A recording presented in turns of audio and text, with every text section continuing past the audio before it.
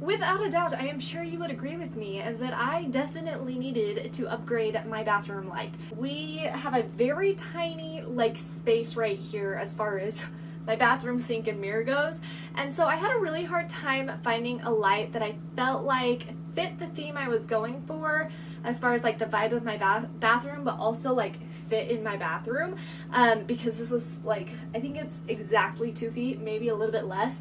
And so I love this 2 light bathroom fixture, wall sconce, whatever you want to use it for. Honestly, so absolutely stunning. Seriously, I love the metal work, and I really love the covers of the lights. Honestly, so beautiful. I love the matte look.